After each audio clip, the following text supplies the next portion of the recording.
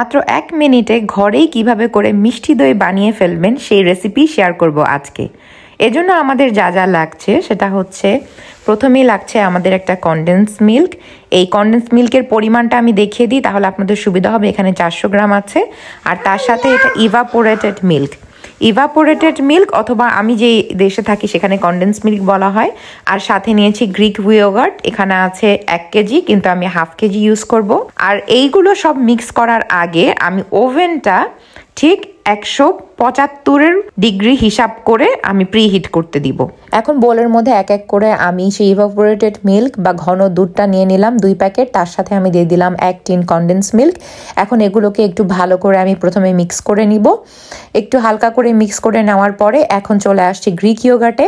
আপনার এই দইটাতে যত পানি কম হবে তত আপনার মিষ্টি দইয়ে পানি বের হওয়ার চান্স কম থাকবে। তো এখান থেকে আমি আধা কেজি পরিমাণ দই এই মিক্সচারের সাথে দিয়ে দিচ্ছি। এরপরে এটাকে আমি ভালো করে একদম মিক্স করে নিব। হ্যান্ড উইক্স ছাড়া যদি আপনার কাছে ডাল ঘুটনি থাকে সেটা দিয়েও আপনি করতে পারেন। আমি ছোটবেলায় দেখতাম ডাল ঘুটনি দিয়ে আমার মা দই বসানোর আগে দইটাকে ফেটে নিত, মানে মিক্সচারটাকে মিক্স করে নিত। তো এখন এই মিক্সচারের মধ্যে আমি আরও 2 থেকে 3 চামচ, আমার মনে হচ্ছে যে মিষ্টি দিলে মিষ্টিটা পারফেক্ট হবে। তো এখন আমি এই বোলটা নিয়ে নিছি, এটা ওভেন প্রুফ। এখন এই মিক্সচারটা আমি উপর থেকে একটু ঢেলে দিব যাতে করে একটু ফেনা ফেনা হয় উপরের দিকে। এখন এই দইটাকে আমি ঢাকনা ছাড়া সেই প্রিহিট ওভেনে দিয়ে দিব। প্রিহিট ওভেনের ব্যাপারে আমি একটা কথা বলতে চাই, সেটা হচ্ছে অবশ্যই ঠিক মাঝখানে রেখে দিতে হবে এবং হিটটা উপরে নিচে 2 দিকে দিতে হবে।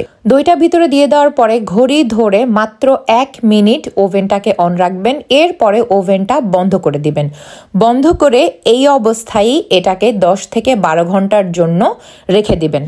ঠিক 12 ঘন্টা পরে ফিরে আসলাম, আমার মিষ্টি দই একদম রেডি, পারফেক্ট মিষ্টি দই, একটুও পানি ছাড়েনি এবং কোনো দিক দিয়ে একটুও পানি দেখা যাচ্ছে না, খুব সুন্দর জমাট বেঁধেছে। এখন আমি এই দইটা ফ্রিজে রেখে আরও একটু সেট করব।